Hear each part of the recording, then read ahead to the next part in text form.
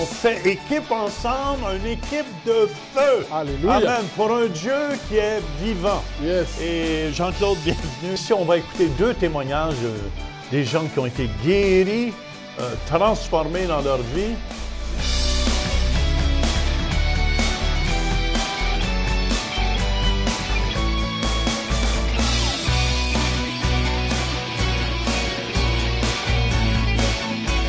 Dieu a tant aimé le monde.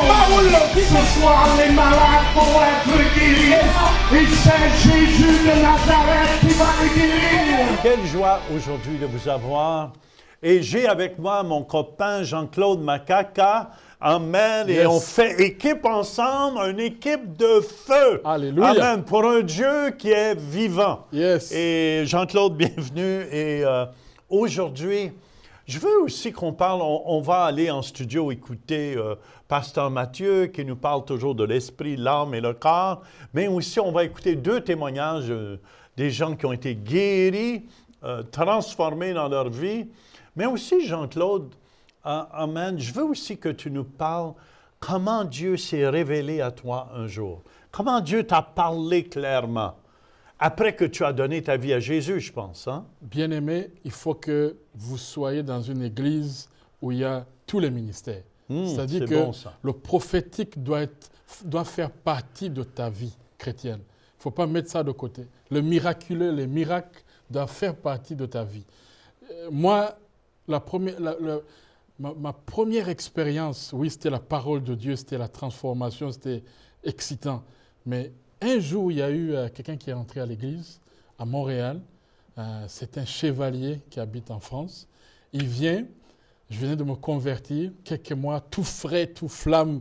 Je venais à tous les programmes de l'église, que ce soit du lundi, vendredi, samedi, dimanche. J'étais tout là. Ça, c'est quand tu es en amour. Vous savez, quand on est en amour avec Dieu, Yes. c'est comme quand on est en amour avec notre blonde. Plus de temps qu'on passe avec, plus on est heureux. Yes, j'étais heureux à l'église. Et là, je me suis assis. Vous savez, comme je l'ai dit que j'ai eu un accident avec mon œil, on m'avait fait une opération et ça ne s'est pas bien passé. Et je portais des lunettes bleues. Donc, je venais à l'église avec des lunettes bleues. Des lunettes de soleil. Oui, Tu veux dire, des wouh! lunettes de soleil toute la journée. Donc, il ne fallait pas que les gens voient mon œil magané. Parce que tu étais blessé à cause de Oui, ça. et aussi, ce n'était pas beau. Donc, je suis assis derrière, j'écoute. Et j'étais blessé à l'intérieur. Mes blessures du passé revenaient tout le temps. Mes souvenirs de mon père revenaient tout le temps. Et là, le Seigneur... Attends, Jean-Claude, Oui. pour ceux qui ne le savent pas, c'est que son père l'a abusé. Bon, Il l'a raconté dans une autre émission où souvent il a passé des journées attaché à un arbre ou à un poteau dehors. Et non, mais il a été abusé, mais il a pardonné à son père. oui, en Afrique, on n'appelle pas ça abuser. On appelle ça la correction. Donc, moi, je n'ai pas eu le temps de parler à mon père. Quand je suis arrivé au Canada, tout de suite, il est décédé. 5 mois plus tard, il est décédé. Donc, je n'ai pas eu le temps, dans mon âge adulte, de lui poser des questions. Donc, ça, c'était sur moi.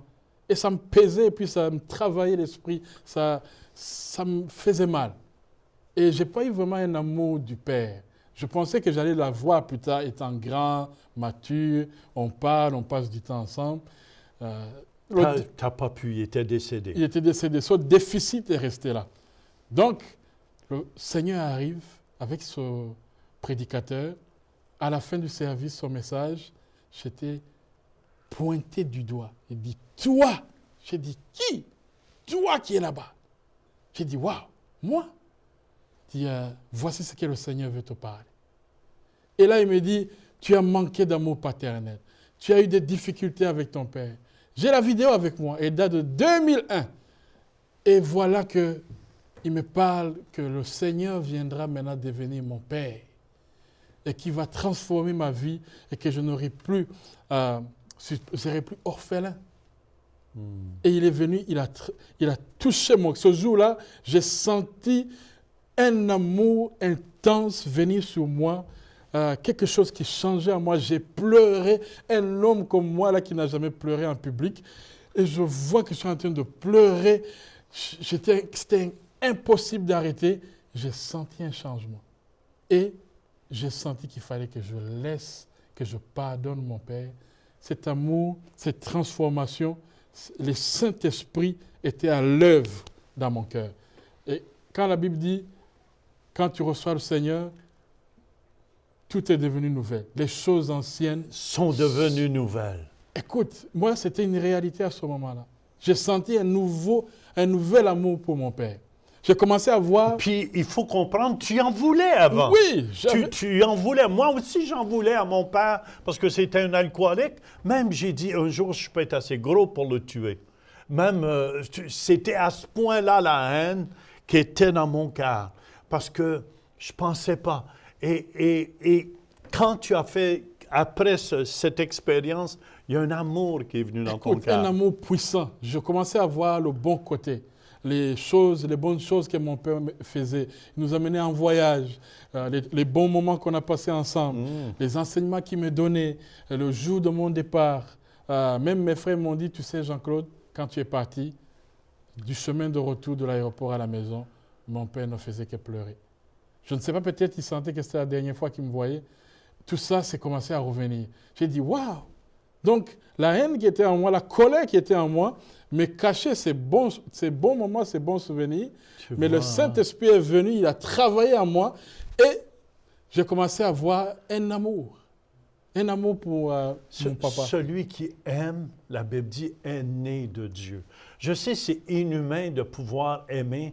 Moi, j'ai vécu la même chose avec mon père. La première chose, quand j'ai accepté Jésus, il y a un amour puis un pardon. Et juste mon père, avant de mourir, j'ai su de sa sœur que lorsqu'il était jeune, parce qu'il ne m'a jamais serré dans ses bras, il ne m'a jamais dit qu'il m'aimait, mon père. Et après qu'il était mort, c'est sa sœur qui nous a dit ça. Quand il était jeune, il avait été élevé à coups de pied dans le corps à son père. Son père l'avait sorti d'école pour le faire travailler dans les champs et il avait été élevé. Et lui a toujours dit, moi, jamais je toucherai à mon enfant. C'est vrai, il ne m'a jamais touché. Moi aussi, je n'ai jamais senti d'amour. Mais il y a un amour, la même chose qui est venu dans mon cœur après j'ai accepté Jésus-Christ. Et c'est ça les gens ont besoin aujourd'hui. C'est ça l'Évangile. L'Évangile qui vient transformer. Je vous dis, moi, quand j'ai eu mes enfants, après tant d'années d'attente, j'ai commencé à corriger mes enfants. Et je me suis retrouvé, bizarrement, en train de le corriger d'une façon sévère. C'est comme si des vieux souvenirs... Tu sais, l'homme ancien veut toujours revenir. Hein? Ce qui est en toi, là, veut revenir. Mais l'Esprit de Dieu, le Saint-Esprit, l'Esprit en nous, vient et te donne la vie, le Zoé. Et tu ne peux pas faire autrement que utiliser la vie et l'amour. Moi, j'ai commencé à frapper mon fils. J'ai dit, mais non, je ne peux pas faire ce que mon père a fait. Et le Saint-Esprit m'a dit, oui, il faut corriger ton fils d'une façon différente. Et là, j'ai commencé à aimer mes enfants.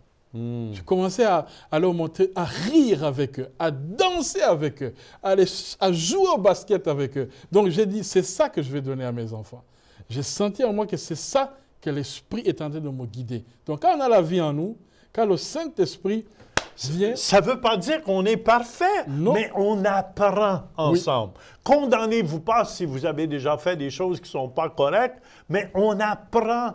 Qu'est-ce qui est beau avec le Seigneur? On apprend à marcher avec lui. Yes. Amen. Après qu'il vient dans notre cœur, puis Dieu ne nous forcera pas. C'est comme l'enfant qui apprend à marcher. Dans le fond, on apprend à vivre et l'enfant qui commence à marcher, tu ne lui donnes pas une claque parce qu'il tombe par terre. Non, c'est le contraire, tu le relèves et tu dis, viens-t'en encore, viens encore. Et c'est la même chose avec Dieu.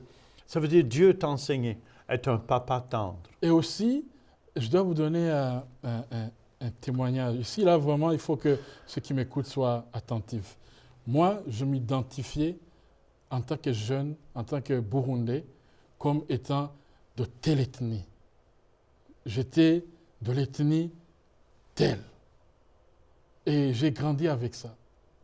Et la guerre, quand elle a éclaté, il fallait s'identifier à ton ethnie pour être protégé ou pour te sentir en sécurité. Et quand je suis venu à l'église, c'est quoi que le Seigneur a fait en premier? Il a brisé ces mentalités, fausses mentalités de s'identifier à son ethnie. Je ne dis pas que ce sont des mauvaises choses, mais je dis ce n'est pas ça, ce n'est plus ça qui compte dans le Seigneur. Les choses anciennes sont passées. Je On m'y- fait partie de l'ethnie de Jésus. Je m'identifie comme un enfant de Dieu. Amen. Et je dois aimer tous, qui ce soit blanc, noir, indien, chinois, Japonais. japonais, d'une ethnie contraire à moi, ou d'une ethnie qui n'est pas... Je dois aimer tout le monde. Et j'ai commencé à voir ça. J'ai commencé à voir les choses différemment.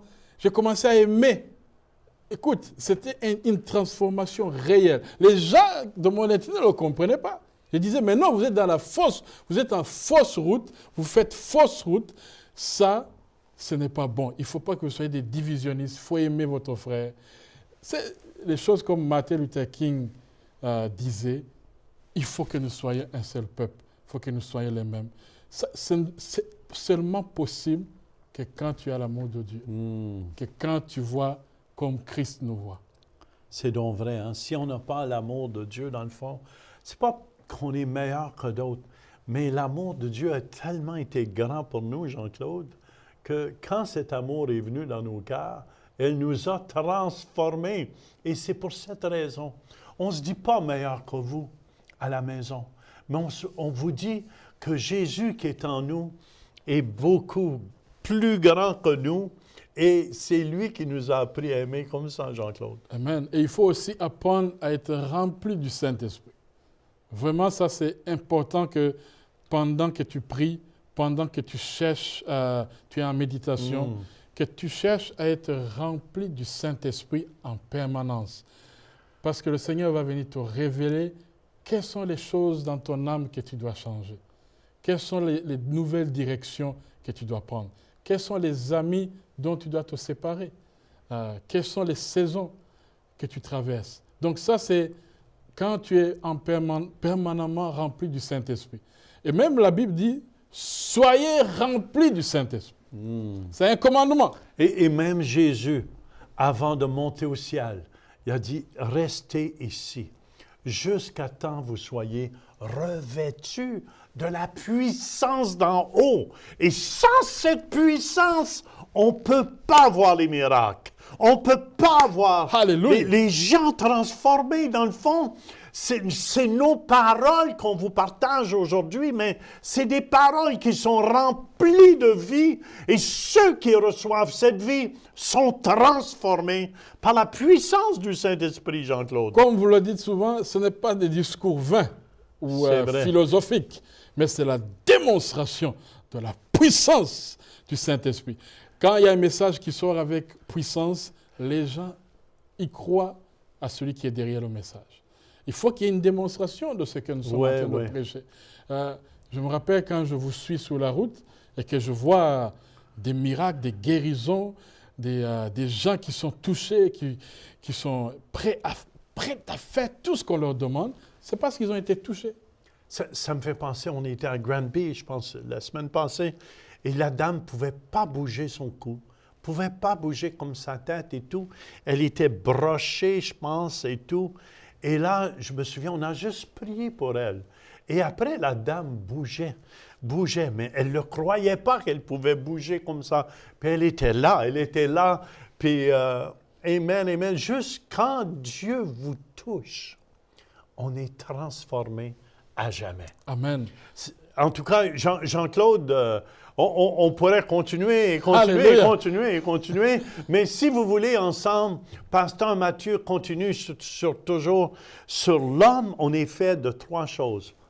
On est un esprit qui a une âme et qui habite dans un corps. On est fait de 3 parties. Yes. Et je vous encourage à écouter attentivement ce que Pasteur Mathieu nous dit au Centre Éveil. Vous savez, c'est important d'être en santé. Esprit, âme et corps. Vous savez, on parle de santé durant ce mois-ci 3 en 1, parce que Dieu, vous savez, au départ, il a fait l'homme parfait.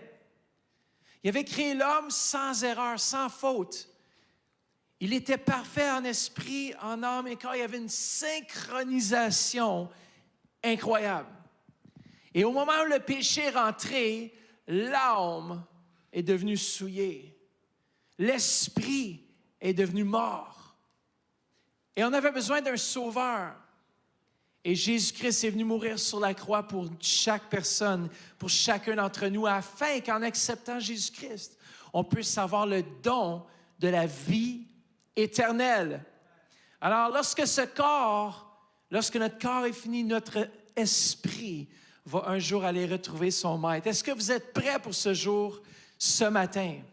Est-ce que vous êtes prêts à aller à la rencontre de notre Seigneur Jésus-Christ? Moi, je sais, j'ai cette assurance que le jour que je meurs, que je rentre dans la présence de Dieu, les anges viennent me chercher et je rentre immédiatement dans la présence de mon Roi des rois, mon Seigneur des seigneurs. J'ai hâte de voir un jour, je dis bien j'ai hâte de le voir, mais maintenant je profite. Je profite de chaque occasion qui m'a donné d'avoir la respiration, d'être en santé. Vous savez, notre psychologue me partageait justement il y a peut-être quelques années de ça, il dit, la pire chose que tu ne peux pas perdre, tu peux perdre ta santé physique, mais une des pires choses que tu pourrais perdre, c'est ta santé mentale. Et vous savez, on ne remercie peut-être pas assez le Seigneur à chaque jour pour notre santé. Dieu nous veut en santé, âme et corps, et aussi esprit. L'esprit, il est déjà en santé. Si tu as accepté Jésus, ton esprit, ça nous dit qu'il a été recréé. Il a été fait à neuf. Ça, c'est une bonne nouvelle. Vous savez, je ne sais pas combien d'entre vous, vous avez déjà acheté un nouveau véhicule. Vous savez, l'odeur là, qui... Ah, tu rentres, là, c'est comme rafraîchissant. C'est toxique aussi. Ma femme dit, bon, ça, c'est pour le côté santé, corps. Mais juste l'odeur de quelque chose de neuf. Vous savez, tu rentres, puis tu es comme, wow. Mais si tu as des enfants, puis si tu ne prends pas soin, en quelques mois, il n'y a plus cette odeur de neuf. Mais vous savez, notre esprit, lui, il est tout le temps, il est parfait. Il ne manque rien. On va lire le verset clé ce matin dans 1 Thessaloniciens 5, verset 23, et on va rajouter le verset 24 ce matin. On va lire de la version Parole vivante d'Alfred Kuhn. J'ai dédié tous les versets à lui. Non. Alors, que le Dieu de paix lui-même vous rende pur et entièrement consacré à lui. Que tout votre être, esprit, âme et corps soient conservés dans son intégrité et dans la pureté, afin que vous paraissiez net et irréprochable lorsque notre Seigneur Jésus-Christ reviendra. Celui qui nous a appelés est fidèle, vous pouvez lui faire confiance.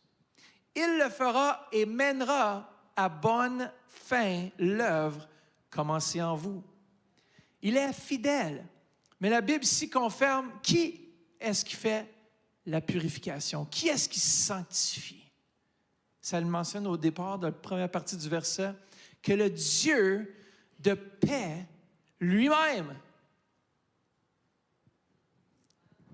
que le Dieu de paix lui-même vous sanctifie. On est fait d'esprit, d'âme et de corps. Dieu nous a créés parfaitement balancés. On va juste réviser rapidement. L'esprit, dans le grec, veut dire pneuma, qui veut dire souffle. Avec notre esprit, nous avons conscience de Dieu et du monde surnaturel. Avec notre âme, ce qui est dans le grec psyché, c'est la partie psychique qui désigne la vie naturelle. Et avec notre âme, nous avons conscience du moi de notre homme intérieur. Et puis notre homme intérieur, qui est souvent le cœur, souvent même dans la Bible, lorsqu'on lit « esprit de l'homme », il faut vérifier, des fois on parle pas de l'esprit nécessairement parce que l'esprit est tout à renouveler, mais l'esprit qui peut dire aussi le cœur ou l'homme central qui est l'âme. Et on parle des pensées, des émotions et de la volonté. Notre corps maintenant, c'est Adama, qui est tiré, qui veut dire tiré de la terre. Et avec notre corps, nous avons conscience du monde physique qui nous entoure à travers nos 5 sens.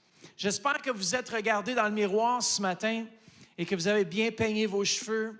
Mesdames, vous avez fait votre maquillage et que vous paraissez bien. Vous imaginez un monde sans miroir. Imaginez-vous pour un instant, tu ne pourrais pas voir à quoi tu as de l'air. Tu devrais faire confiance à ton voisin.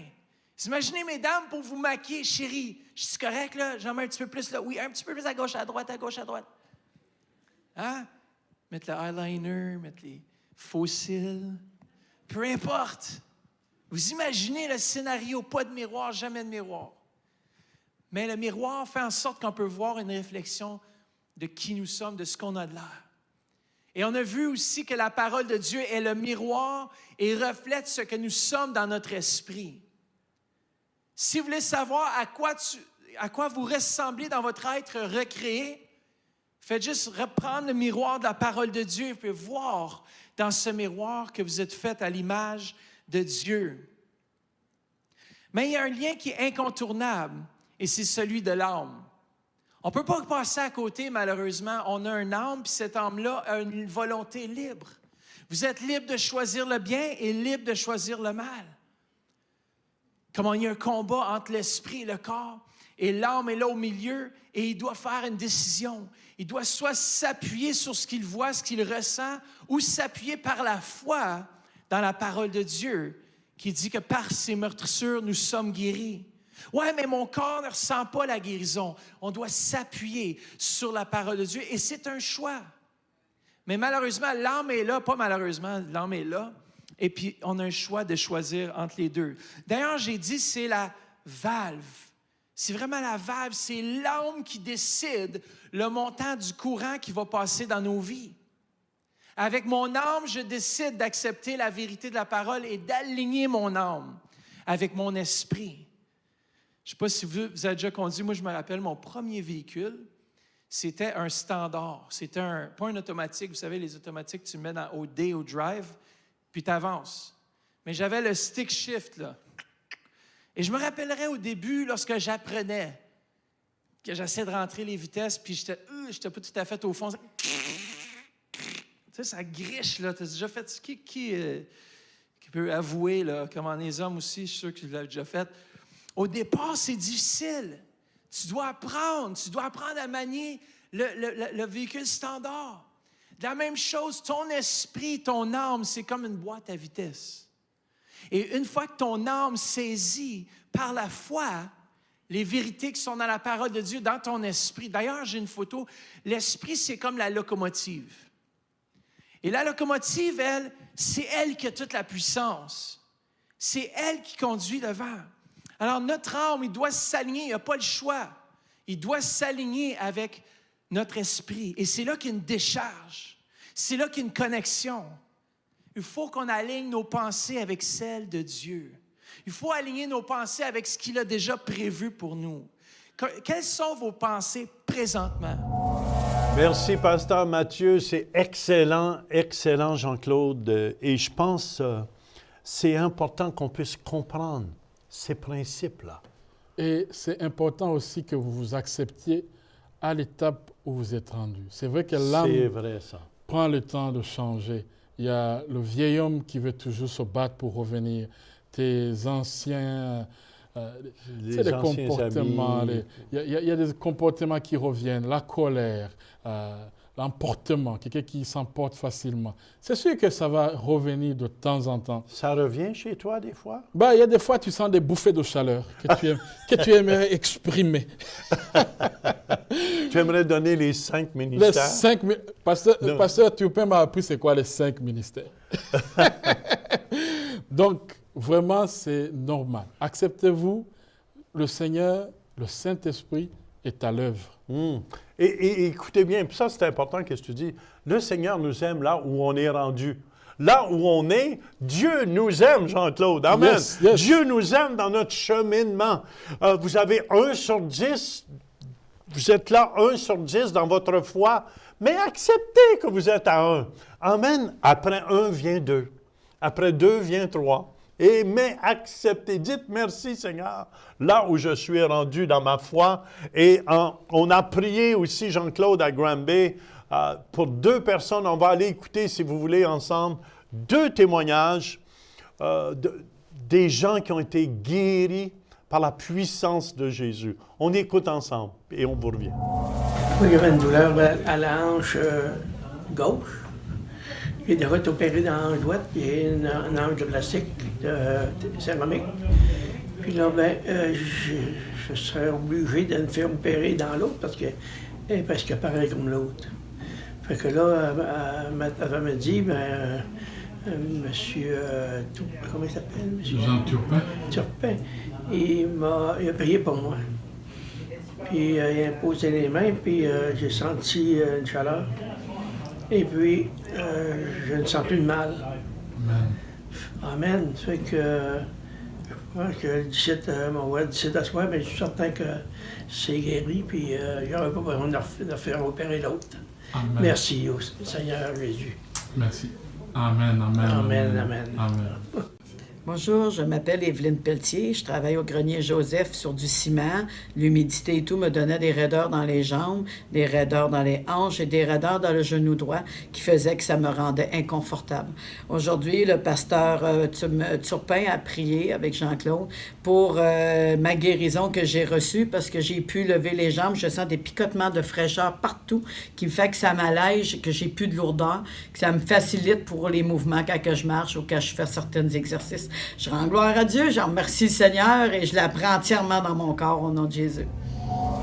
Et ce même Jésus guérit encore aujourd'hui, Amen, Jean-Claude. amen, amen. Et si vous voulez à la maison, ceux qui sont malades, écoutez-moi, placez votre main là où vous êtes malade. Ceux qui ont mal sur un œil, une épaule, placez votre main sur votre épaule et préparez-vous pour un miracle. Amen, amen, amen. Et au nom de Jésus, Yes. Hallelujah, on commande à tous les os dans le corps de fonctionner au nom de Jésus-Christ. Yes. On commande à tout malaise. Nom de Jésus. Amen. Dans les jambes, dans les bras, dans les mains, par la puissance du nom de Jésus-Christ. Yes. Amen. On arrache toute forme de mal. Arrache au nom de Jésus. Amen. Et on déclare la guérison, dans votre corps. Dans ton corps. Amen. Et je vous encourage à la maison présentement, commencez à bouger. Faites un pas de foi. Faites ce que vous ne pouviez faire avant. Vous ne pouviez pas bouger votre cou. Bougez, bougez, bougez. Ceux qui ne pouvaient pas se pencher, penchez-vous. Jésus est vivant et Jésus guérit aujourd'hui. Et laissez-nous le savoir si vous êtes guéri.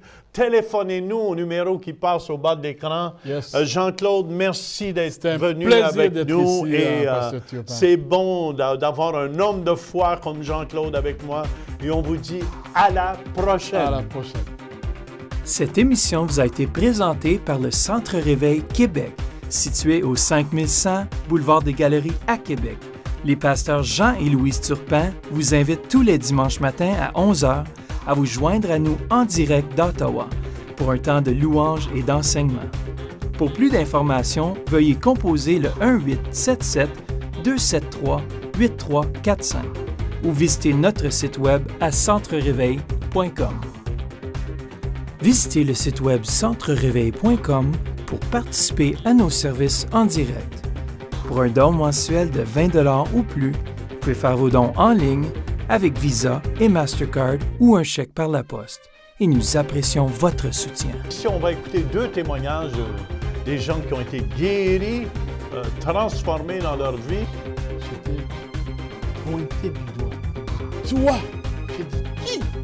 Toi qui es là-bas. J'ai dit, waouh, moi?